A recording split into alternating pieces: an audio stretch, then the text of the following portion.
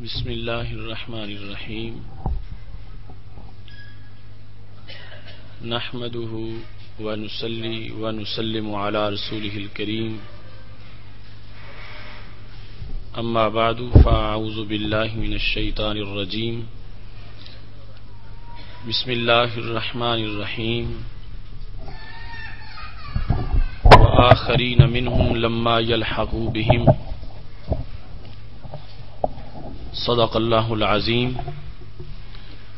وصدق رسوله النبی الکریم الامین ان اللہ وملائکتہ یصلون علی النبی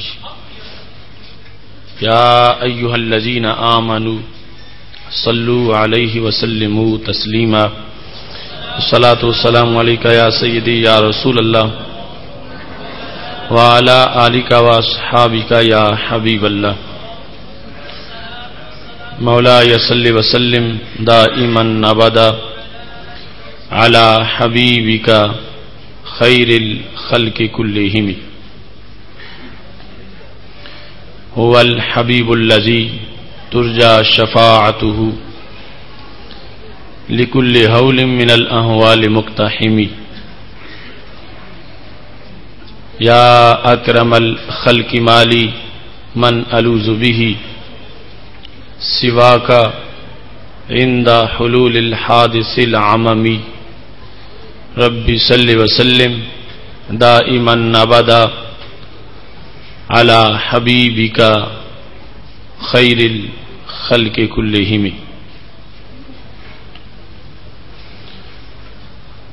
اللہ تبارک و تعالی جل جلالہ وعم نوالہ وَتَمَّ بُرْحَانُهُ وَعَظَمَ شَانُهُ کی حمد و ثنا اور حضور سرور کائنات مفخر موجودات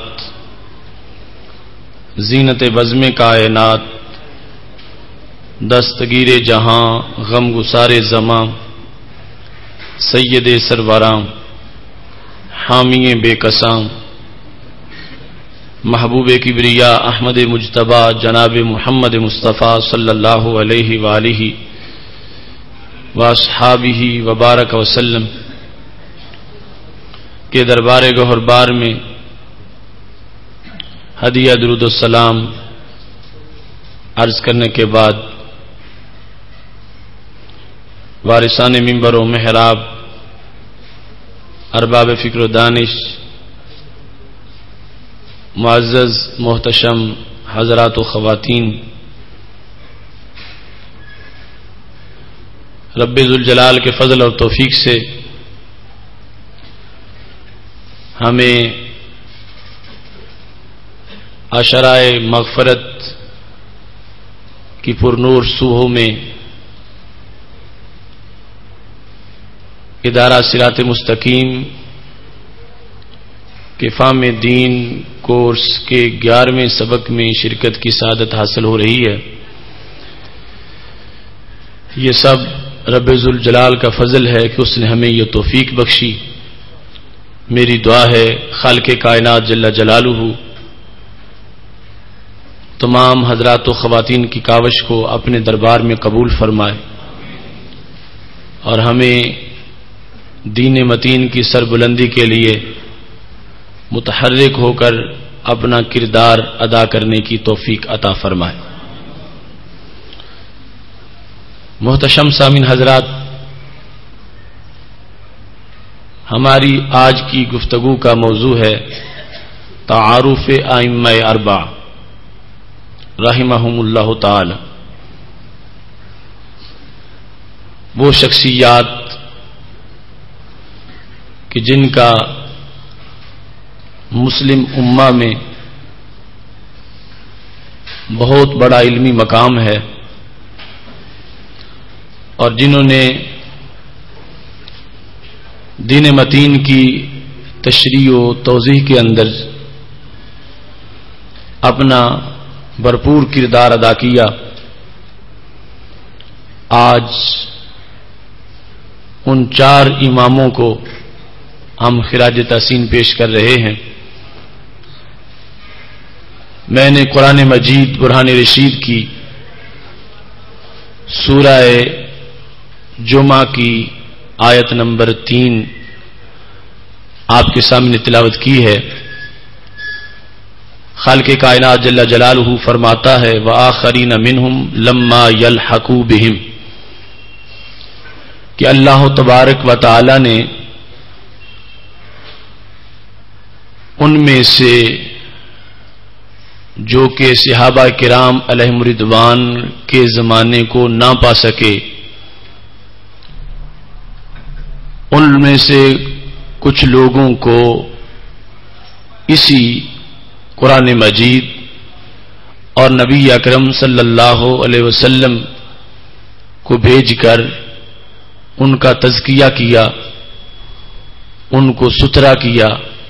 اور ان کو علوم عطا فرمائے۔ وآخرین منہم لما یلحقوا بہم، کہ وہ جو عہد صحابہ علیہم رضوان تو نہ پا سکے اور رسول اکرم نور مجسم شفیع معظم صلی اللہ علیہ وسلم سے ان کی ملاقات نہ ہو سکی،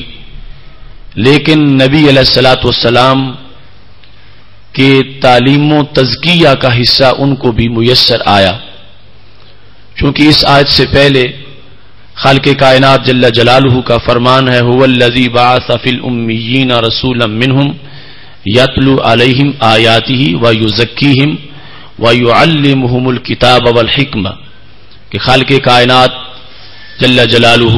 کی ذات وہ ہے کہ جس نے امیین میں ایک رسول کو بھیجا جو ان پر اللہ کی آیات پڑھتے ہیں اور ان کو ستھرا کرتے ہیں اور ان کو حکمت اور کتاب کی تعلیم دیتے ہیں۔ اس کے ساتھ بعد میں فرمایا وآخرین منہم، ایک تو وہ کہ جن کے ہوتے ہوئے جن کے درمیان رسول اکرم صلی اللہ علیہ وسلم تشریف لائے، وہ لوگ بھی پاک ہوئے ستھرے ہوئے اور ان کو تعلیم ملی، اور وآخرین منہم لما یلحقوا بہم، اور ان میں سے اوروں کو پاک کرتے ہوئے اور علم عطا فرماتے ہیں جو ان اگلوں سے نہ ملے۔ تو اس مقام پر جن شخصیات کا ذکر کیا گیا ان میں سے سر فہرست وہ ائمہ اربعہ ہیں کہ جن کو فقہ اسلامی میں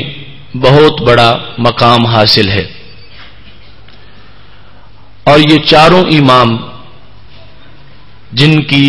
خدمات کو آج ہم خراج تحسین پیش کریں گے، ان میں اصول میں کسی طرح کا آپس میں کوئی اختلاف نہیں ہے، اور تمام کا تعلق ہی مسلک اہل سنت کے ساتھ ہے۔ چاروں امام جن میں سر فہرست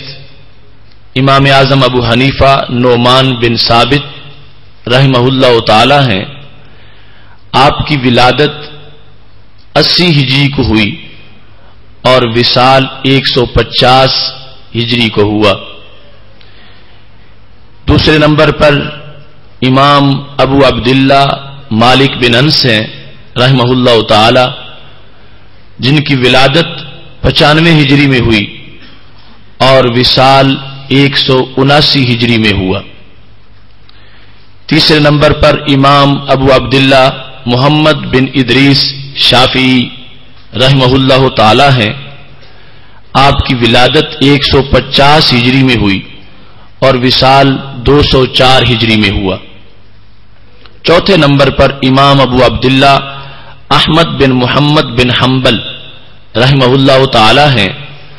آپ کی ولادت 164 ہجری میں ہوئی اور آپ کا وصال 241 ہجری میں ہوا۔ یہ جو ان کی تواریخ بیان کی گئی ہیں، اس سے بھی آپ کو یقیناً یہ اندازہ ہوا ہوگا کہ حضرت امام اعظم ابو حنیفہ ان تمام ائمہ میں سے صرف اپنے علم، تقوی، ورع، پرہیزگاری اور فقہ اسلامی میں بلند کردار کی وجہ سے ہی مقدم نہیں، بلکہ اللہ نے ویسے بھی ان کو رسول اکرم صلی اللہ علیہ وسلم کے ظاہری حیات کے زمانے کا قرب عطا فرمایا ہے، اور ان کی ولادت 80 ہجری میں ہوئی، جبکہ امام مالک 95 میں اور امام شافعی رحمۃ اللہ علیہ 150 ہجری میں اور امام احمد بن حنبل 164 ہجری میں پیدا ہوئے۔ یہ چاروں امام ہی ملت کا سرمایہ ہیں۔ حضرت شیخ عبدالحق محدث دہلوی رحمۃ اللہ علیہ اپنی کتاب سفر السعادہ کے صفحہ نمبر 20 پر ارشاد فرماتے ہیں، مجتہدان امت بسیار بودند، کہ اس امت کے اندر مجتہد یہ کوئی صرف 4 ہی نہیں تھے، بہت سے مجتہدین ہوئے ہیں۔ وہ آنچے قرار یافت و باقی ماند از مذاہب اہل سنت و جماعت 4 مذہب مشہور است، لیکن جن کے اجتہاد کو اللہ نے مقبولیت دی اور جن کے اجتہاد کو امت مسلمہ کے کسی نہ کسی حصے نے تسلیم کیا اور اس پر عمل کرنا شروع کر دیا، اور عمل کی وجہ سے ان کی فقہ کو آگے بقا اور دوام کی حیثیت حاصل ہوئی، تو وہ یہ 4 فقہی مذہب مشہور ہیں جو ان چاروں ائمہ کے ہیں، کہ در اعتقاد و اصول دین باہم یکے بودان، اصول کے لحاظ سے اور عقیدہ کے لحاظ سے ان چاروں میں کوئی اختلاف نہیں ہے۔ چاروں کے چاروں امام ہی اہل سنت ہیں، اور ان میں سے کسی کا بھی عقیدہ کی بنیاد سے دوسرے کے ساتھ کوئی اختلاف نہیں۔ در فقہ و فروع در بعض مواضع مختلفاً، فقہ کے کچھ مسائل میں اور فروعات کے اندر بعض مقامات پر ان میں اختلاف ہے، اور یہ وہ اختلاف ہے کہ جس کے بارے میں رسول اکرم صلی اللہ علیہ وسلم نے فرمایا ہے، اختلاف امتی رحمہ، کہ میری امت کا ایسا اختلاف جو دلیل و برہان کے زیر سایہ فروعی مسائل میں ہو، وہ امت کے لیے رحمت ہے، جس کی وجہ سے امت میں جمود طاری نہیں ہوگا، اور ہر شخص قرآن و سنت کی روشنی میں مسائل کے حل کرنے کے لیے اپنا کردار پورا کرے گا۔ تو یہ چاروں امام اہل سنت و جماعت کے امام ہیں، اور چاروں کی خدمات ہی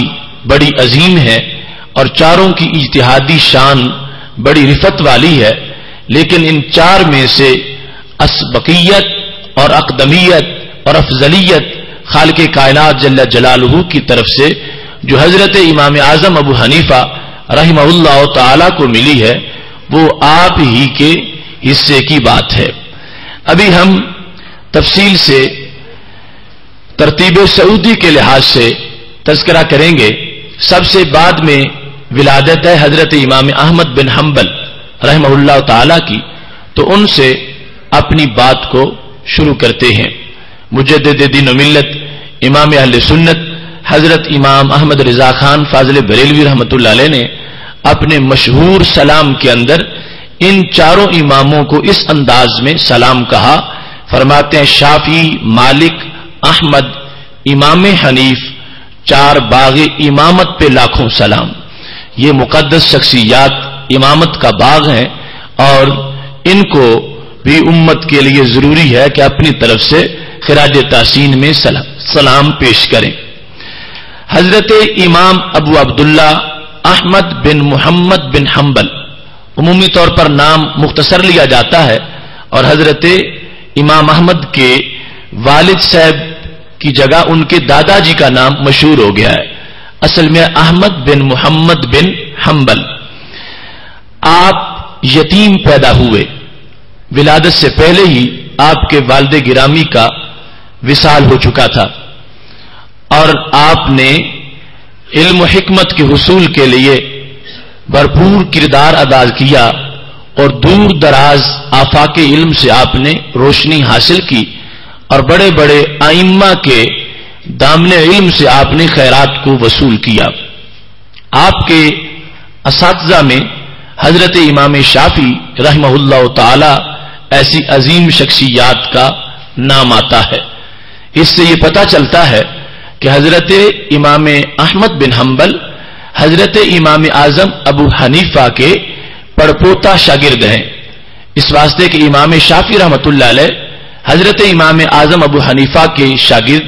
حضرت امام محمد کے شاگرد ہیں. حضرت امام محمد جو حضرت امام اعظم ابو حنیفہ کے قابل فخر شاگرد ہیں اور جن کی 60 جلد میں کتابیں موجود ہیں، ان سے حضرت امام شافعی رحمۃ اللہ علیہ نے پڑھا اور حضرت امام شافعی رحمۃ اللہ علیہ سے حضرت امام احمد بن حنبل رحمۃ اللہ علیہ نے بالخصوص تعلیم حاصل کی. تو حضرت امام اعظم ابو حنیفہ کے مکتب کا یہ فیض ہے کہ 4 فقہ کے جو امام ہیں ان میں سے 3 امام 2 جو ہیں وہ ان کے دامن علم سے بالواسطہ وابستہ ہوئے اور امام محمد کی وساطت سے ان کو امام اعظم ابو حنیفہ کے تلمذ کا شرف حاصل ہوا. جبکہ امام مالک رحمۃ اللہ علیہ بھی عقیدت و احترام کے ساتھ حضرت امام اعظم ابو حنیفہ کی خدمت میں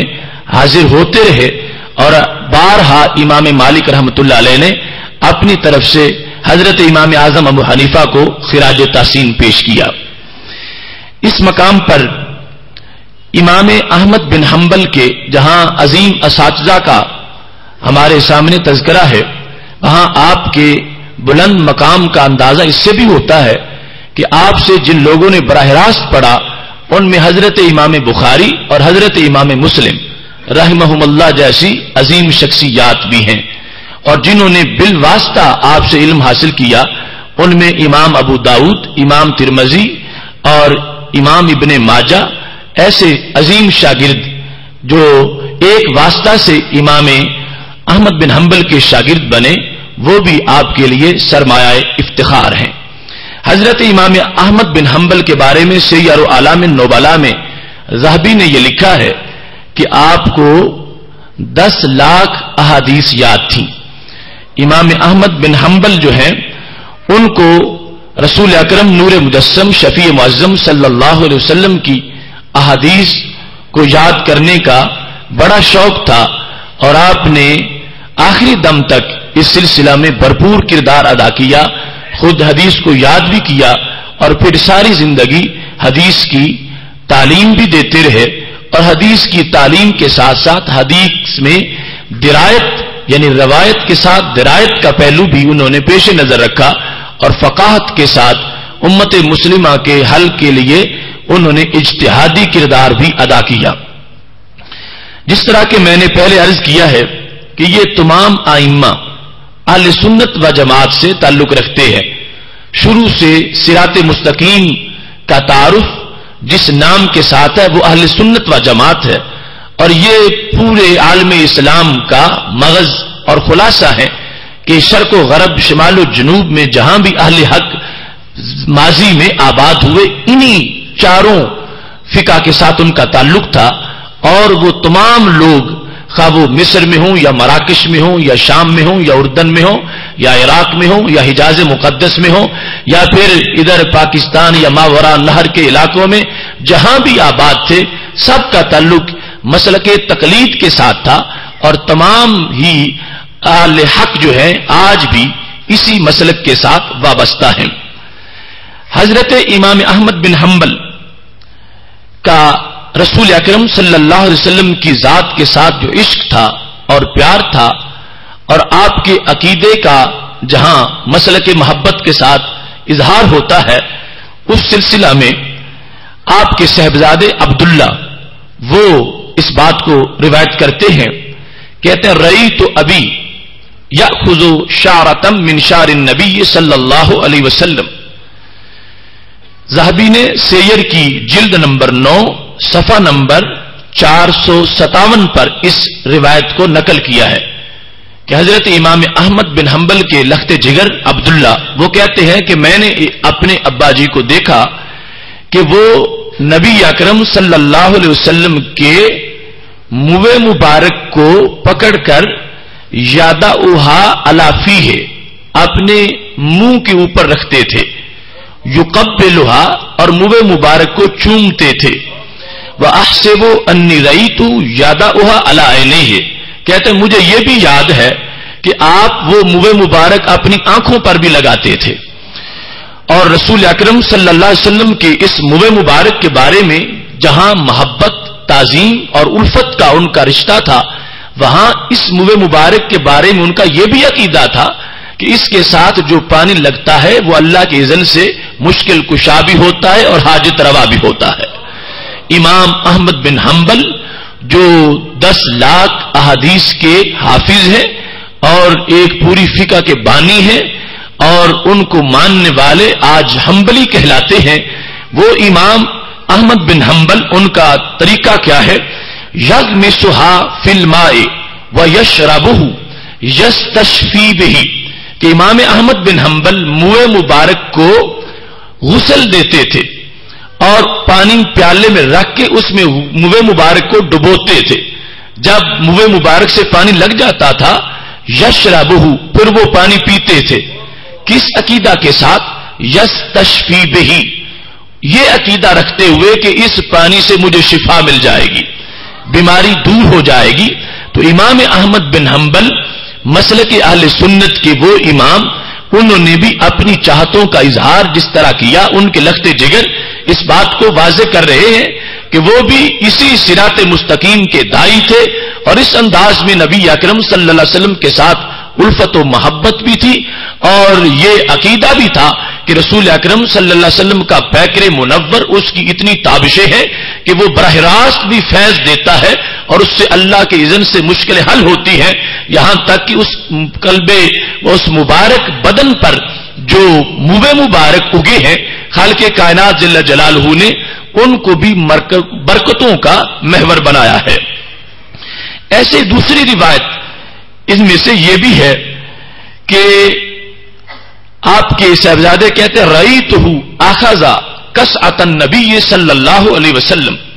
فغسلها فی حب الماء ثم شرب فیہا، کہ میں نے آپ کو دیکھا ہے کہ رسول اکرم صلی اللہ علیہ وسلم کے تبرک والا پیالہ آپ کے پاس موجود تھا، یعنی اگرچہ دیکھو ان کا یوم ولادت اور اس کے لحاظ سے امت میں کتنا کارواں آگے جا چکا ہے، 164 ہجری ان کا سن ولادت ہے، تو اس وقت تک امت مسلمہ اس عقیدے پر قائم ہے جو بعد میں بھی قائم رہی کہ رسول اکرم صلی اللہ علیہ وسلم کے تبرکات کو توڑنا نہیں چاہیے، ان کو ضائع نہیں کرنا چاہیے، ان کو سنبھال کے رکھنا چاہیے اور پھر ان سے برکت حاصل کرنی چاہیے۔ اگر پہلے عقیدہ لوگوں کا بدل چکا ہوتا تو آپ تک تبرکات کی کوئی حیثیت چیز نہ پہنچتی، ان چیزوں کو محفوظ رکھا گیا اور اس انداز میں پھر یہ عظیم لوگ ان کو سمجھ رہے ہیں کہ حضرت عبداللہ کہتے ہیں میں نے دیکھا کہ امام احمد بن حنبل نے رسول اکرم صلی اللہ علیہ وسلم کا پیالہ مبارک دھو کر وہ پانی مٹکے میں ڈالا، ثم شرب فیہا، یعنی پہلے جو پیالے کو دھونے کے لیے پانی چاہیے تھا وہ بھی ضائع نہیں کیا،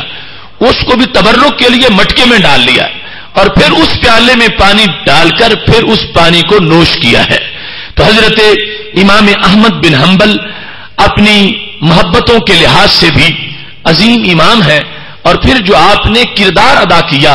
وہ اتنا بڑا مجاہدانہ کردار تھا کہ آج بھی جو زبانیں حق بیان کرتی ہیں ان کو امام احمد بن حنبل کے کردار سے حوصلہ ملتا ہے۔ جب معتزلہ کا یہ عقیدہ ظاہر ہوا، انہوں نے کہا کہ قرآن مجید اللہ کی مخلوق ہے، یہ کفریہ جملہ تھا اس واسطے کہ قرآن تو اللہ کی صفت ہے اور اللہ کی صفت اللہ کی مخلوق نہیں ہوتی۔ تو جب ان لوگوں نے اور وہ اقتدار میں تھے قرآن مجید کو مخلوق کہنا شروع کیا اور مختلف لوگوں سے انہوں نے تائید لینا چاہی تو امام احمد بن حنبل ڈٹ کے مقابلے میں آ گئے اور آپ نے فرمایا کہ قرآن مجید کو میں مخلوق نہیں کہوں گا اور جو یہ قول کرتا ہے یہ قول کفر کا قول ہے، قرآن مجید ہرگز اللہ کی مخلوق نہیں، اللہ کی صفت ہے اور اللہ کا کلام ہے۔ اس فتویٰ کی پاداش میں آپ پر بڑا تشدد کیا گیا، یہاں تک کہ معتصم حکمران نے حضرت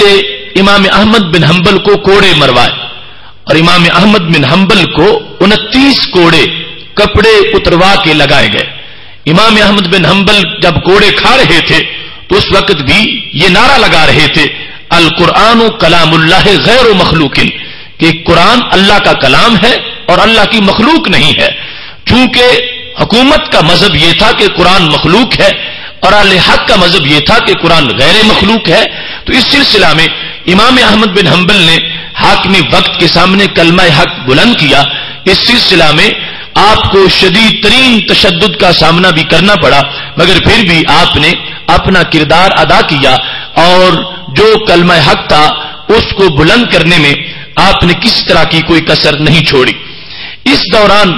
جب آپ کو مارنے کے لیے قمیص کو اتارا جا رہا تھا تو قمیص ان لوگوں نے دیکھا، پہلے جو سرکاری کرندے تھے وہ قمیص کو پھاڑنا چاہتے تھے، ان کے پورے زور کے باوجود قمیص پھٹ نہیں سکی. تو معتصم نے سپاہیوں سے کہا کہ اس قمیص کو اتارو. حضرت امام احمد بن حنبل کہتے ہیں مجھے اچھی طرح یاد ہے، میں یہ سمجھتا ہوں کہ ان سب کے پھاڑنے سے جو قمیص پھٹ نہیں رہی تھی تو وجہ کیا تھی؟ کہتے ہیں میں نے قمیص کی آستین میں رسول اکرم صلی اللہ علیہ وسلم کا منہ مبارک رکھا ہوا تھا، اور کہتے ہیں ظننت انہ درع عن القمیص الخرق بالشعر، اس بال کی برکت سے وہ قمیص ان سے پھٹ نہیں سکی. وہ زور لگاتے رہے اور اس کی وجہ سے ان کو حفاظت بھی ملی. بالآخر اس قمیص کو اتارا گیا اور پھر امام احمد بن حنبل رحمہ اللہ تعالی کو سزا دی گئی جو حق کے پیغام کی وجہ سے ان کے خلاف حاکم وقت نے معین کر رکھی تھی. یہ مختصر سا تذکرہ امام احمد بن حنبل کا ہے جو کہ فقہ کے عظیم امام ہیں اور انہوں نے اپنا بھرپور کردار اس سلسلہ میں ادا کیا ہے. ان کے بعد امام شافعی رحمت اللہ علیہ، بات کا مطلب ہے کہ ان سے اوپر یعنی پہلے جن کا زمانہ ان سے گزرا وہ امام شافعی رحمت اللہ علیہ ہیں. امام شافعی یہ امام بھی منفرد انداز کے اور حیثیت کے امام ہیں. آپ کی ولادت 150 ہجری میں ہوئی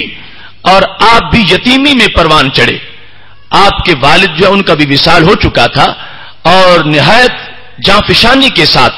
آپ نے علم کے لیے سفر کیے اور فرماتے ہیں کہ میرے پاس لکھنے کے لیے مجھے کاغذ نہیں ملتا تھا، میں نے ہڈیوں پہ علم لکھا. اور دیکھو وہ بچہ کہ جس کے پاس لکھنے کے لیے کاغذ نہیں تھا اور کہیں دینے کے لیے کوئی اخراجات نہیں تھے، خالق کائنات جل جلالہ نے ان کے اس محنت کو کتنا قبول کیا کہ وہ زمانے میں امامت کے درجے پر فائز ہوئے اور دنیا میں ایک بہت بڑی آبادی ان کی فقہ کو تسلیم کرنے والی ہے. یہ امام قریشی امام ہے، ان کا تعلق رسول اکرم نور مجسم شفیع معظم صلی اللہ علیہ وسلم کے خاندان مبارک کے ساتھ ہے. آپ طویل قد والے اور جسیم امام تھے. آپ نے اپنی زندگی میں بڑے شوق سے دین کو پڑھا اور اس انداز میں دین کے اندر آپ نے مہارت حاصل کی کہ یہ قول علماء میں مشہور تھا کہ اگر علم کے 10 حصے کیے جائیں تو ان میں سے 9 حصے امام شافعی رحمت اللہ علیہ کے ہیں. حضرت امام شافعی رحمت اللہ علیہ نہایت ہی حسین چہرے والے تھے. آپ کو عبادت سے اتنا شغف تھا کہ ہر مہینے میں 30 قرآن مجید ختم کرتے تھے اور رمضان المبارک میں آپ 60 قرآن مجید ختم کرتے تھے. حدیث شریف کے ساتھ اور علم حدیث پڑھنے والے لوگوں کے ساتھ رسول اکرم صلی اللہ علیہ وسلم کی نسبت کی وجہ سے آپ کا اتنا عشق تھا. فرماتے تھے کہ اذا رأيت رجلا من اصحاب الحدیث فكأني رأيت رجلا من اصحاب رسول اللہ صلی اللہ علیہ وسلم. جب بھی میں کسی محدث کی زیارت کرتا ہوں تو مجھے لگتا ہے کہ میں نے کسی صحابی کی زیارت کی ہے. رسول اکرم صلی اللہ علیہ وسلم کی حدیث جاننے والے اصحاب حدیث جو ہیں ان کو میں دیکھتا ہوں تو مجھے اتنی مسرت محسوس ہوتی ہے اور اتنا چین ملتا ہے کہ گویا کہ میں نے رسول اکرم صلی اللہ علیہ وسلم کے صحابہ کی زیارت کی ہو. آپ نے لوگوں کو مجمع عام میں ایک دن یہ کہا تھا کہ اگر لوگ میرے استاذ امام محمد کی کتابیں دیکھ لیں یہود و نصارہ تو ان میں سے کوئی ایسا نہیں ہوگا کہ جو اسلام کا کلمہ پڑھے بغیر رہ سکے. کہ امام محمد نے اس انداز میں کتب لکھی ہیں اور اس انداز کے اندر ان کو مرتب کیا ہے کہ جو غیر مسلم ان کتب کی زیارت کرے گا اس کو کلمہ نصیب ہو جائے گا. اور پھر یہ مشہور تھا کہ جب چھوٹے محمد کی تحریروں کا اور ان کے حسن کا یہ حال ہے تو جو بڑے محمد ہیں ان کے انوار و تجلیات کا عالم کیا ہوگا صلی اللہ علیہ وسلم. حضرت امام شافعی رحمت اللہ علیہ کا بلند مقام حضرت امام احمد بن حنبل جو ان کے شاگرد ہیں وہ یوں بیان کرتے ہیں، عمدۃ القاری جلد نمبر 7 صفحہ نمبر 167 پر یہ بات موجود ہے کہ حضرت امام احمد بن حنبل نے غسل قمیص للشافعی، امام احمد بن حنبل نے امام شافعی کی قمیص دھوئی، وشرب الماء الذی غسلہ بہ، نچوڑنے سے جو پانی نکلا تو امام احمد بن حنبل نے وہ پانی نوش کیا۔ امام شافعی کی قمیص کو دھو کر امام احمد بن حنبل نے وہ پانی پی کر یہ بتایا کہ یہ جس سینے میں حدیث ہے اور جس سینے میں دین کا علم ہے اس کا کتنا بڑا مقام ہے، اور تبرک کے لحاظ سے کہ رسول اکرم نور مجسم شفیع معظم صلی اللہ علیہ وسلم کے آثار، صحابہ کرام علیہم رضوان کے آثار کا مقام کتنا بڑا ہوگا، اور ان کے ساتھ تعلق اس کی کتنی بڑی شرعی حیثیت ہوگی، اور ان کو سنبھال کے رکھنا یہ امت کا کتنا بڑا فریضہ ہوگا کہ جب بعد میں آنے والے ایک عالم دین جو امامت کے منصب پر فائز ہوئے ہیں، ایک عام شخص نہیں، 10 لاکھ حدیث کا حافظ اور پوری فقہ کا ایک بانی اپنے حصے کا، وہ ان کی قمیص کو دھو کر وہ پانی پی کر پھر اس بات کا اعلان کر رہے ہیں کہ خالق کائنات جل جلالہ کی برکتیں جب اللہ کے بندوں کو میسر آ جاتی ہیں تو ان کے بدن سے جو کپڑے لگتے ہیں اللہ ان کپڑوں کو بھی برکت والا بنا دیتا ہے۔ لیکن یہ خیال رہے کہ ہر ارے غیرے کے کپڑوں کے ساتھ ایسے تبرک کا عقیدہ نہ وابستہ کر لیا جائے جو واقعی اس اہلیت کی ہیں، جس طرح امام شافعی رحمت اللہ علیہ ان کی ایک حیثیت ہے، امام احمد بن حنبل رحمت اللہ علیہ نے اپنی محبتوں کا اظہار کرتے ہوئے اس عمل کی شرعی حیثیت کو اجاگر کر دیا۔ حضرت امام مالک رحمت اللہ علیہ امام شافعی سے پہلے ان کا دور ہے اور ان کو امام دار الہجرہ کہا جاتا ہے۔ یہ مدینہ شریف یعنی دار الہجرت کے بہت بڑے امام ہیں، اور آپ 95 ہجری میں پیدا ہوئے اور 179 ہجری میں آپ کا وصال ہوا۔ آپ بڑے لاڈ اور پیار کے ماحول میں آپ نے پرورش پائی۔ امام مالک رحمت اللہ علیہ نہایت خوبصورت اور طویل قامت والے امام تھے۔ رسول اکرم نور مجسم شفیع معظم صلی اللہ علیہ وسلم نے ایک موقع پر ایک حدیث کا ذکر کیا تھا، اور اس کے بارے میں محدثین کا خیال ہے کہ وہ امام مالک رحمہ اللہ تعالی کے بارے میں وہ بات سچی آتی ہے جو رسول اکرم صلی اللہ علیہ وسلم نے ان کی ولادت سے کئی سال پہلے اپنے صحابہ کو سنا دی تھی۔ رسول اکرم صلی اللہ علیہ وسلم نے فرمایا جب لوگ طلب علم کے لیے سواریاں تھکا دیں گے تو اس وقت لا یجدون عالما عالم من عالم المدینہ، ایسا وقت ہوگا کہ پوری دنیا میں اس وقت مدینہ شریف کے عالم سے بڑا کوئی عالم نظر نہیں آئے گا۔ مدینہ شریف کے عالم کی اس وقت فوقیت ہوگی، تو یہ مدینہ شریف کے عالم حضرت امام مالک رحمت اللہ علیہ ہیں کہ جن کے بارے میں نبی اکرم نور مجسم شفیع معظم صلی اللہ علیہ وآلہ وسلم نے پہلے خبر دے دی تھی، اور پھر جانیے کہ اس کے معاملے میں اب تقریباً تمام محدثین کا اتفاق ہے کہ یہ حدیث شریف امام مالک رحمت اللہ علیہ کے بارے میں ہے۔ تو اس کو امام مالک رحمت اللہ علیہ کے بارے میں ماننے سے پہلے 2 باتیں مزید ماننا پڑیں گی۔ ایک تو یہ کہ رسول اکرم صلی اللہ علیہ وسلم کو یہ بھی علم تھا کل کے بارے میں کہ میری امت علم کے لحاظ سے غافل نہیں ہوگی، علم کا بڑا شوق ہوگا، علم کے حصول کے لیے لوگ گھروں سے نکلیں گے، علم کے حصول کے لیے ہزاروں میل کا سفر طے کیا جائے گا، علم کے حصول کے لیے سواریوں کے جگر پگھلا دیے جائیں گے۔ اور دوسرا یہ بھی ماننا پڑے گا کہ رسول اکرم صلی اللہ علیہ وسلم کو بعد کی حالات کے لحاظ سے اتنی آگہی ہے کہ جانتے ہیں کہ ہر دور کے اندر کون کون سے علماء ہوں گے اور ان میں سے بڑا عالم کون سا ہوگا۔ تو حضرت امام مالک رحمت اللہ علیہ کے بارے میں اس بشارت کو تب مانا جا سکتا ہے جب رسول اکرم صلی اللہ علیہ وسلم کے علم غیب شریف کا اقرار کر لیا جائے۔ تو تمام محدثین اس بات پر قائم ہیں اور یہ پہلے اقرار کرتے ہوئے کہ اللہ کے دیے ہوئے علم سے رسول اکرم صلی اللہ علیہ وسلم یہ خبر رکھتے تھے۔ اس واسطے حضرت امام مالک رحمت اللہ علیہ کے بارے میں آپ صلی اللہ علیہ وسلم نے پہلے ہی یہ خبر ارشاد فرما دی۔ امام مالک رحمت اللہ علیہ بھی اپنے عقیدے کے لحاظ سے، جس طرح کہ میں سب کے بارے میں ہی اور سب کے فرامین سے بھی تم کو یہ پتا چل رہا ہے کہ کیسی خوشبو ان کے عقیدہ میں موجود ہے، اور یہ تمام اہل سنت کے ہی امام ہیں. آپ سے ہارون الرشید نے ایک بار فتویٰ پوچھا تھا، اور یہ فتویٰ بھی سیر اعلام النبلاء کی 7ویں جلد کے صفحہ نمبر 414 پر ہے. ایک مسئلہ پوچھا. مسئلہ یہ پیش آیا، ہارون الرشید چاہتا تھا کہ رسول اکرم صلی اللہ علیہ وسلم کا منبر شریف جو ہے اس کو توڑ کے اس جگہ سونے اور چاندی کا منبر بنایا جائے. یہ اپنی طرف سے اس کی ایک چاہت تھی اور شوق کا اظہار کر رہا تھا کہ رسول اکرم صلی اللہ علیہ وسلم کی مسجد کا منبر دوسری مساجد سے منفرد ہونا چاہیے، اس میں ہیرے جواہرات لگے ہونے چاہیے، یہ چاندی کا ہونا چاہیے، اس میں سونا لگا ہوا ہونا چاہیے. تو حضرت امام مالک رحمۃ اللہ علیہ سے ہارون الرشید نے جب یہ پوچھا کہ کیا منبر نبوی جو پہلے موجود ہے بوسیدہ سا اس کو توڑ دیا جائے اور اس کی جگہ اس طرح کا خوبصورت منبر بنا دیا جائے، تو امام مالک رحمۃ اللہ علیہ نے بڑا بیدار مغز کردار ادا کرتے ہوئے جواب دیا،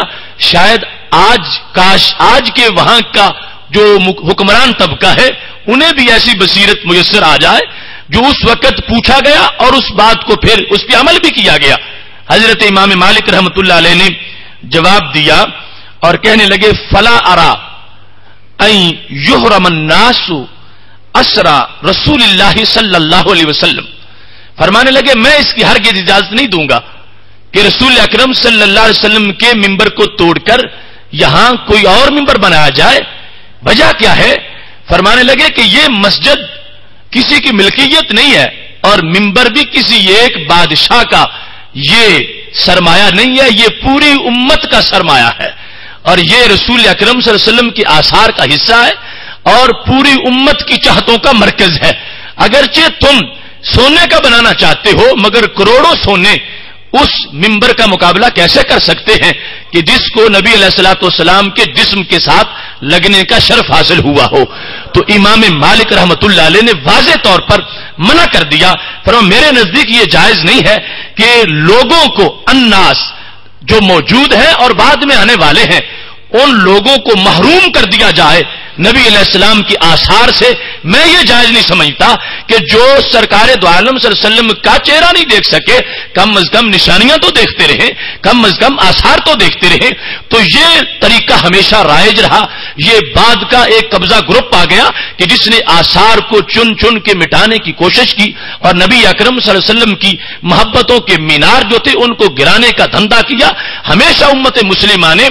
آثار کی حفاظت کی، جس طرح کہ ایک ایک موے مبارک پر پہرا دیا گیا، ایک ایک پیالے کو محفوظ رکھا گیا، سرکار دو عالم صلی اللہ علیہ وسلم کی ایک ایک کھجور کو سنبھالا گیا اور ایک ایک راستے کے قدموں کا تعین کر کے وہاں پر فکری طور پر عشق نے کئی سال تک اعتکاف کیا. وہ تمام مقامات جو تھے ان کو محفوظ رکھا گیا. تو ایسے ہی امام مالک رحمۃ اللہ علیہ کا فتویٰ آج بھی ہمارے لیے مشعل راہ ہے، اور بالخصوص جو وہاں پہ حکمران ہے کہ رسول اکرم نور مجسم شفیع معظم صلی اللہ علیہ وسلم کے تبرکات کی حیثیت یہ ہے کہ ان کو محفوظ رکھا جائے. اور یہ ایسی برکت ہے کہ جو ہر دور میں جس برکت کی وجہ سے امت مسلمہ مسرور ہوتی رہے گی، اور پھر بالخصوص یہ ساری کسی ایک حکومت کا اس کے اوپر کنٹرول نہیں ہونا چاہیے. یہ پوری امت کا مشترکہ سرمایہ ہے اور ساری امت کی مشترکہ یہ چیز ہے. تو سب کی محبت کا خیال رکھنا چاہیے اور اس کے پیش نظر ایسی چیزوں کو محفوظ رکھنا چاہیے.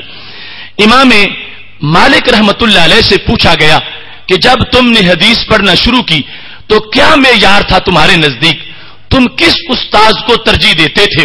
اور کس استاذ سے حدیث پڑھنا تمہیں زیادہ اچھا لگتا تھا؟ آپ کو یہ تو معلوم ہوگا کہ امام مالک رحمت اللہ علیہ کی مشہور کتاب موطا امام مالک، اس کو کچھ لوگوں نے تو بخاری پر بھی ترجیح دی ہے، یعنی اپنی اس کی حیثیت کے لحاظ سے. ایک تو ویسے تقدیم تو ہے زمانے کے لحاظ سے، لیکن اس کی حیثیت فنی اور علمی حیثیت کے لحاظ سے بھی کچھ لوگوں نے اس کو ترجیح دی ہے. تو یہ مستقل محدث بھی ہیں، فقیہ بھی ہیں. امام مالک رحمت اللہ علیہ نے آپ نے حدیث کے اخذ کے لحاظ سے جو معیار بیان کیا تو اس میں انداز یہ تھا، فرمانے لگے کہ ایوب سختیانی جو ہیں ان کو میں نے سب سے زیادہ پسند کیا، اور ایوب سختیانی میرے وہ استاد ہیں کہ میں نے جتنے اساتذہ سے بھی میں نے پڑھا ہے ان سب کے مقابلے میں ایوب سختیانی افضل ترین انسان ہیں. پوچھا گیا ان کی افضلیت کی وجہ کیا ہے؟ تو امام مالک رحمۃ اللہ علیہ کہنے لگے کانا اذا ذکر النبی صلی اللہ علیہ وسلم بکا. میرے ان استاذ جو ہیں محترم، ان کی افضلیت کی وجہ یہ ہے کہ جب بھی ان کے لبوں پر میرے محبوب علیہ السلام کا نام آتا تھا تو ان کی آنکھوں میں اشک آ جاتے تھے.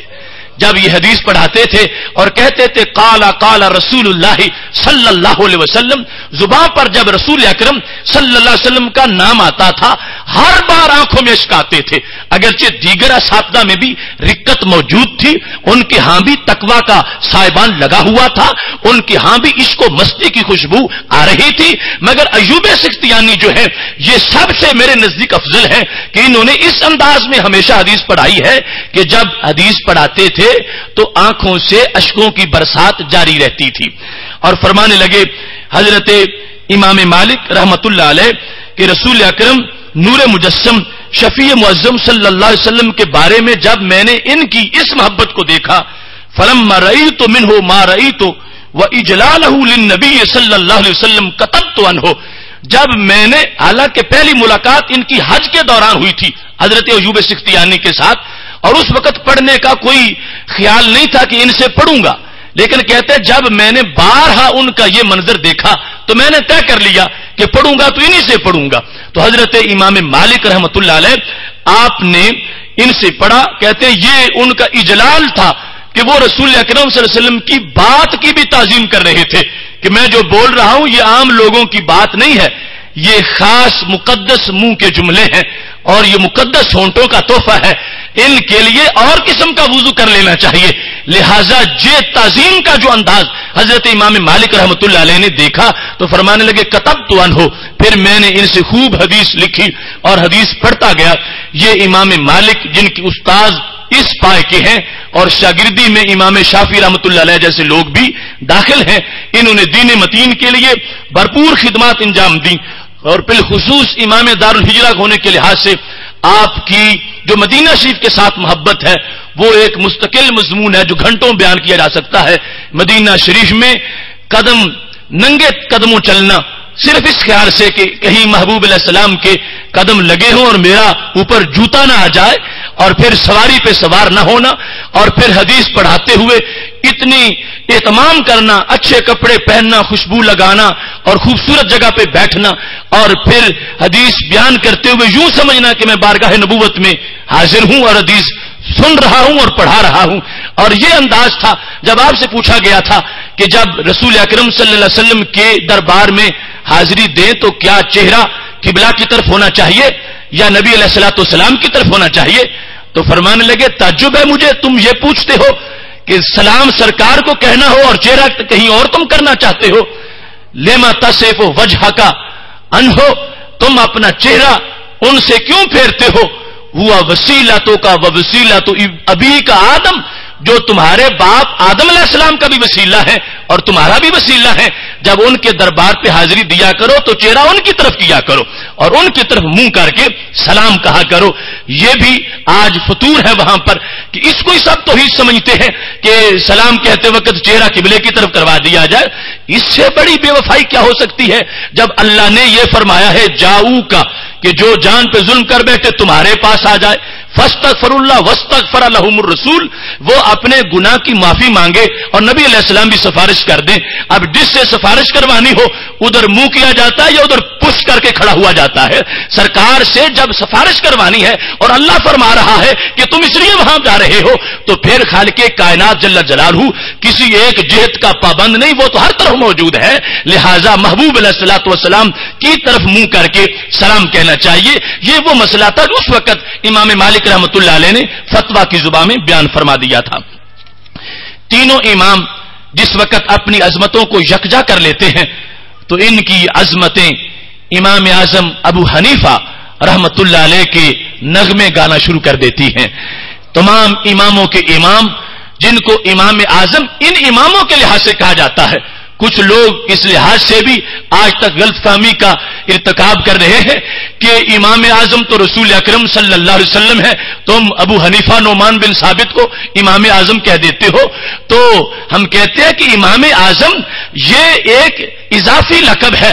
اس میں صحابہ بھی شامل نہیں ہے، صحابہ کی عظمت بھی پہلے ہے، اور یہ صحابہ کے لحاظ سے بھی اعظم نہیں، یہ تو اپنے دور کے لوگوں کے لحاظ سے اور بعد میں جو آنے والے ہیں ان کے لحاظ سے یہ امام اعظم ہے. رسول اکرم نور مجسم شفیع معظم صلی اللہ علیہ وسلم کا مرتبہ تو کیا کہنا، آپ تو نبی اعظم ہیں، اور خالق کائنات جل جلالہ نے اس قدر عظمتوں سے آپ کو بہرابر کر رکھا ہے. تو امام اعظم ان ائمہ کے لحاظ سے کہ خواہ وہ حدیث کے امام ہوں، خواہ وہ فقہ کے امام ہوں، جتنے اماموں کے سر پہ امامت کا تاج سجتا ہے ان سب کی چمک میں امام اعظم ابو حنیفہ کا نور موجود ہے. اس واسطے کہ جتنے محدثین ہیں، بخاری ہوں، مسلم ہوں، ترمذی ہوں، ابن ماجہ ہوں، نسائی ہوں، دیگر تمام محدثین اور جتنے فقہ کے امام ہیں، انہیں کسی نہ کسی طرح امام اعظم ابو حنیفہ کا فیض ضرور ملا ہے. کوئی براہ راست شاگرد ہے، کوئی بالواسطہ شاگرد ہے، کوئی ایک واسطے سے، کوئی دو واسطوں سے، یہ سارے امام اعظم ابو حنیفہ کی امامت کی چھتری کے نیچے ہیں. اس واسطے انہیں یہ سجتا ہے کہ ان اماموں کے لحاظ سے ان کو امام اعظم کہا جاتا ہے. اور آپ کو یہ شرف حاصل ہے کہ آپ کو تابعیت کا مرتبہ میسر آیا. رسول اکرم نور مجسم شفیع معظم صلی اللہ علیہ وسلم کے متعدد صحابہ کی زیارت حضرت امام اعظم ابو حنیفہ رحمہ اللہ تعالی نے کی ہے. ان میں سے بصرہ میں جو صحابی تھے حضرت انس بن مالک رضی اللہ تعالیٰ عنہ، کوفہ میں حضرت عبداللہ بن ابی اوفا رضی اللہ تعالیٰ عنہ، مدینہ شریف میں حضرت سال بن سعد رضی اللہ تعالیٰ عنہ، اور مکہ شریف میں حضرت ابو الطفیل رضی اللہ تعالیٰ عنہ. حضرت ابو الطفیل تمام صحابہ میں سے سب سے آخر میں ان کا وصال ہوا ہے. تو یہ نامور صحابہ ہیں جن سے حضرت امام اعظم ابو حنیفہ رحمہ اللہ تعالیٰ کی ملاقات ہوئی ہے. باقی آپ نے جو علوم حاصل کیے وہ سینکڑوں تابعین ہیں، بلکہ ہزاروں تک خوارزمی نے ان کی تعداد لکھی ہے. تقریباً 4000 کے قریب وہ شیوخ ہیں جن سے حضرت امام اعظم ابو حنیفہ رحمہ اللہ تعالیٰ نے حدیث حاصل کی اور تفسیر کا علم حاصل کیا اور مختلف علوم کو جمع کیا، اور پھر اس انداز میں آپ نے دین کی خدمت کی. آپ کے پاس حدیث کے کئی صندوق موجود تھے. صرف آپ کی ایک کتاب جو کتاب الاثار ہے وہ 40,000 احادیث سے اس کا انتخاب کیا گیا ہے. آپ کی مسند روایات کو بیان کرنے والے 500 محدثین ہیں جنہوں نے حضرت امام اعظم ابو حنیفہ رحمۃ اللہ علیہ سے حدیث کو پڑھا اور آگے پڑھایا. کہاں ان لوگوں کی بھول جو یہ کہتے تھے امام ابو حنیفہ کو 17 حدیثیں آتی تھی، جن کی روایات کو کرنے والے 500 امام ہیں، ان کی روایات اور ان کی مسند احادیث کا عالم کیا ہوگا. حضرت امام اعظم ابو حنیفہ رحمہ اللہ تعالی کو خالق کائنات جل جلالہ نے یہ شرف بخشا ہے کہ ائمہ آپ کی تعریف کرتے ہوئے نظر آتے ہیں. حضرت امام شافعی رحمۃ اللہ علیہ نے حضرت امام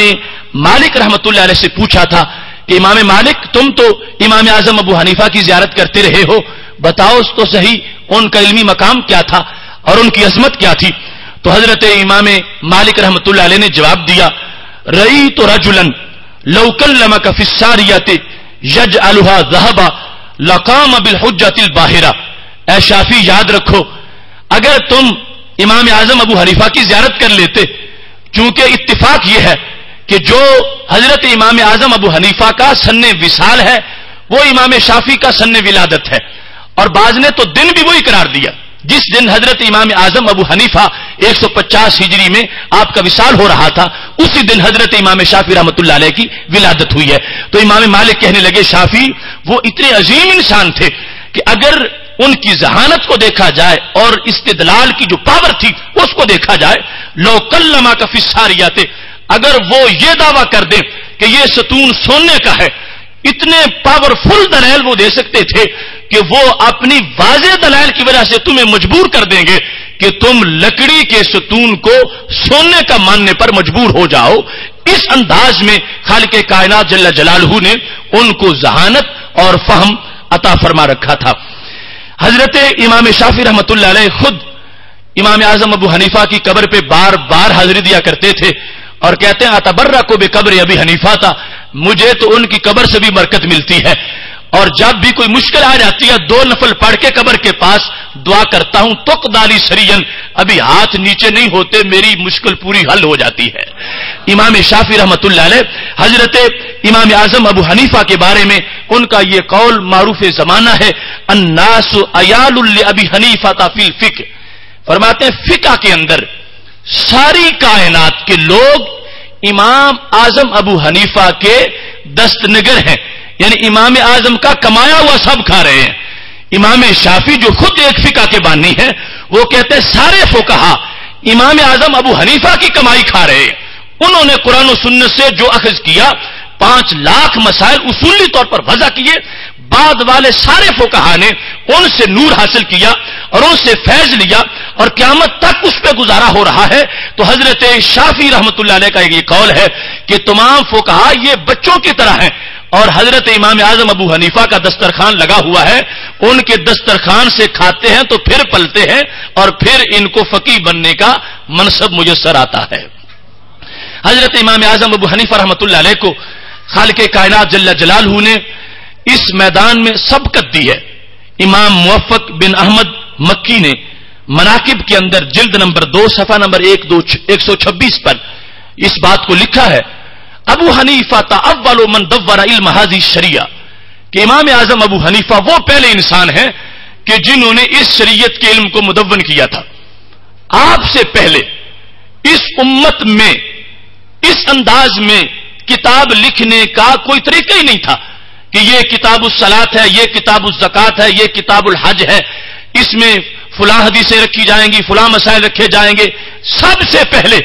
جس شخصیت نے علم شریعت کو مدون کیا وہ حضرت امام اعظم ابو حنیفہ رحمۃ اللہ علیہ ہے۔ اس وقت تک امام مالک کی کتاب، جس کو سب سے پہلی کتاب قرار دیا جاتا ہے بالتفصیل، موطا امام مالک، وہ بھی ابھی تک نہیں لکھی گئی تھی۔ امام مالک رحمۃ اللہ علیہ کی موطا میں جو ترتیب ہے وہ بھی امام صاحب سے انہوں نے حاصل کی ہے۔ سب سے پہلے امام اعظم ابو حنیفہ نے امت میں اس انداز کی خدمات سر انجام دی ہیں، اور اس سے کوئی یہ تصور نہ کرے کہ یہ کام صحابہ کرام علیہم رضوان اور پہلے کبار تابعین نہ کر سکے اور امام اعظم ابو حنیفہ نے وہ کمی کوئی پوری کی ہے، نہیں۔ صحابہ کرام علیہم رضوان کے بارے میں امام موفق لکھتے ہیں، کانت قلوبہم صنادیق علومہم، ان کو کتابوں کی ضرورت ہی نہیں تھی، انہیں ایک لمحہ جو صحبت میسر آ گئی وہ زندگی بھر کی کتاب بن گئی۔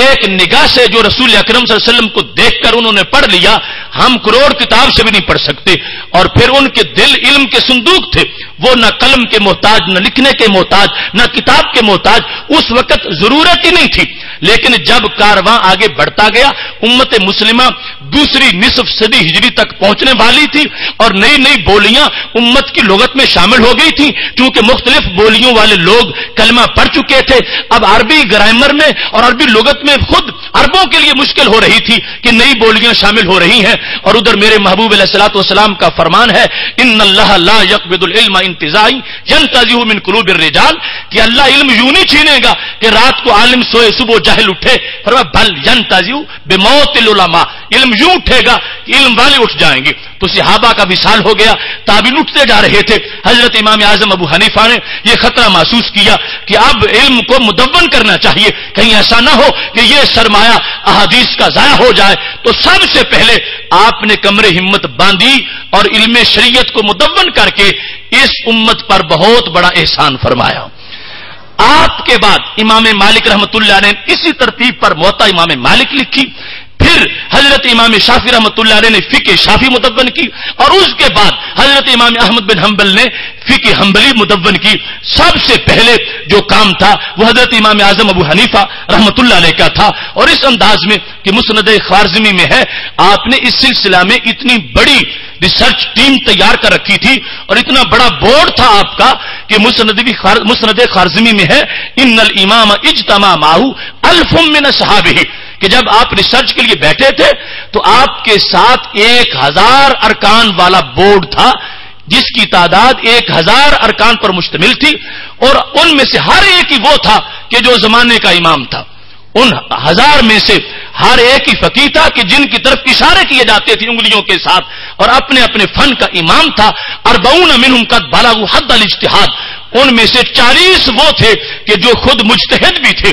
ایسے لوگوں کو ساتھ بٹھا کر امام اعظم ابو حنیفہ رحمہ اللہ تعالی نے فقہ حنفی کو مدون کیا، اور یہ اس امت کا وہ لٹریچر ہے کہ جس کو حشر کے دن ساری امتوں کے مقابلے میں پیش کیا جا سکتا ہے۔ یہودیت، عیسائیت یا پہلی جتنی بھی ملتیں ہوئی ہیں، کسی کے پاس ایسا لٹریچر نہیں جس طرح کے فقہ کا لٹریچر اس امت کے پاس موجود ہے۔ اور باقی امام مالک، امام شافعی، امام احمد بن حنبل، ان کی عظمت کو ہم سلام بھی کرتے ہیں۔ ان کی فقہ وہ ایک فرد کی فقہ ہے، اور فقہ حنفی یہ شورائی نظام پر مرتب ہوئی ہے، اور اتنی اس میں محنت کے ساتھ اور کوشش کے ساتھ حضرت امام اعظم ابو حنیفہ رحمۃ اللہ علیہ نے یہ سوغات تیار کی ہے کہ بعض مسائل پر تو ایک مہینہ بحث ہوتی رہی، اور اس کے بعد جو طے ہوتا تھا وہ امام ابو یوسف کو فرماتے تھے اکتب فی باب فلان، اس کو فلاں باب کے اندر لکھ لو۔ تو اس انداز میں یہ فقہ مدون کی گئی۔ کتنی پلکوں سے نمی مانگ کے لائی ہوگی، پیاس تب پھول کی شبنم نے بجھائی ہوگی۔ اس فقہ کو پھر یہ عروج ملا کہ حضرت داتا گنج بخش حجویری رحمت اللہ علیہ جیسی شخصیت کہ جن کی ایک گھڑی ملت کے لیے نور کی گھڑی تھی، اور جن کی ایک سانس نے کائنات میں خوشبو میں آباد کی، وہ خاک پنجاب میں سجدوں کی تخم ریزی کرنے والے حضرت داتا گنج بخش حجویری رحمت اللہ علیہ کشف المحجوب شریف میں فارسی نسخہ کے 134 صفحے پر آپ کا یہ فرمودہ موجود ہے۔ کہتے ہیں یحییٰ بن معاذ رازی گوید پیغمبر را صلی اللہ علیہ وسلم بخواب دیدم۔ یحییٰ بن معاذ رازی کا حوالہ دیتے ہوئے حضرت داتا گنج بخش حجویری رحمت اللہ علیہ کہتے ہیں کہ وہ کہتے ہیں یحییٰ بن معاذ کہ میں نے خواب میں رسول اکرم صلی اللہ علیہ وسلم کی زیارت کی۔ گفتمش میں نے آپ سے عرض کیا یا رسول اللہ صلی اللہ علیہ وسلم این اطلبو کا، اگر میں آپ کو ڈھونڈنے نکلوں تو آپ کو کہاں سے ڈھونڈوں؟ آپ مجھے کہاں سے ملیں گے؟ میں آپ کو کہاں سے پاؤں؟ حضرت یحییٰ بن معاذ رازی کہتے ہیں جب میں نے یہ پوچھا تو رسول اکرم صلی اللہ علیہ وسلم نے جواب دیا عند علم ابی حنیفہ تھا، یحییٰ بن معاذ رازی اگر مجھے ڈھونڈنا ہو تو میں تجھے ابو حنیفہ کے علم کے پاس نظر آ جاؤں گا۔ حضرت امام اعظم ابو حنیفہ کی علم میں جو فقاہت ہے اور جو فقاہت کا بلند مرتبہ ہے، حضرت داتا گنج بخش حجویری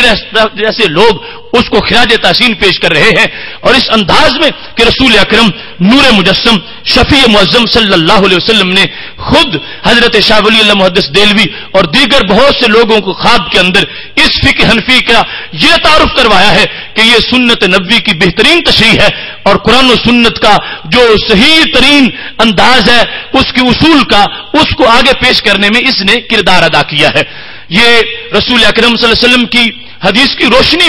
میں نے جو پہلے عرض کیا کہ چاروں فقہ کے اندر یہ اصول کا فرما ہے۔ رسول اکرم صلی اللہ علیہ وسلم کا فرمان ہے اذا حکم الحاکم فاجتہد واصاب فلہ اجران، کہ جب مجتہد اجتہاد کرتا ہے درست کر لے گا 2 نیکیاں ملیں گی، اگر غلط ہو گیا اس نے کوشش کی تھی مگر پھر بھی غلطی ہو گئی تو پھر بھی 1 نیکی اس کو میسر آ جائے گی۔ تو یہ جو فروعی طور پر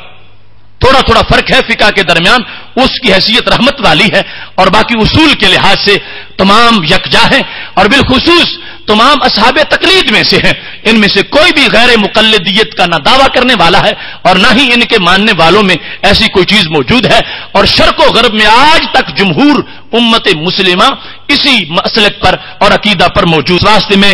اختصار سے یہ عرض کر دوں کہ حضرت امام اعظم ابو حنیفہ رحمت اللہ علیہ کی فقہ کو جو اللہ نے عروج دیا اس کو بیان کرتے ہوئے ابن خلدون نے آج سے 6 صدیاں قبل، اور حضرت امیر خسرو نے آج سے 7 صدیاں قبل، اور حضرت مجدد الفسانی رحمت اللہ علیہ نے آج سے 4 صدیاں قبل اس بات کا اظہار کیا تھا کہ 6 صدی قبل بھی یہ کہا جا رہا تھا کہ پوری امت مسلمہ کا اگر شمار کیا جائے تو اکثریت احناف کی ہے۔ 4 صدیوں پہلے بھی یہی نتیجہ تھا جب مجدد صاحب لکھ رہے تھے کہ پوری امت مسلمہ میں جو لوگ کلمہ گو ہے ان میں غالب اکثریت جو ہے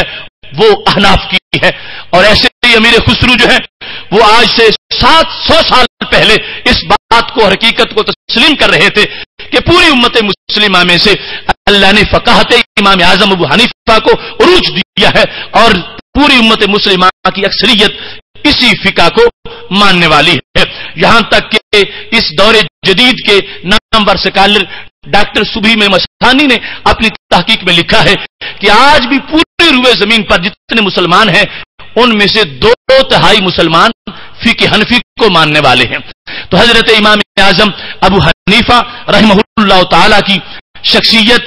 امامت کے درجہ کے لحاظ سے بھی منفرد ہے، فقاہت کے لحاظ سے بھی منفرد ہے، اور اس کے رسالت مآب علیہ السلام کے لحاظ سے بھی منفرد ہے، عبادات کے لحاظ سے بھی منفرد ہے. ان سے بڑا کون عابد ہوگا جو ایک رکعت میں پورا قرآن ختم کر دیتے تھے. حضرت امام اعظم ابو حنیفہ کا ایک ایک سانس زمانے کے لیے تجلی کی حیثیت اس سانس میں موجود تھی. میری دعا ہے خالق کائنات جل جلالہ ہمیں ان عظیم ائمہ کی قدر کی توفیق دے اور بالخصوص فقہ حنفی کی ترویج و ارشاد کے لیے اپنا کردار ادا کرنے کی توفیق عطا فرمائے. وآخر دعوانا ان الحمد للہ رب العالمین.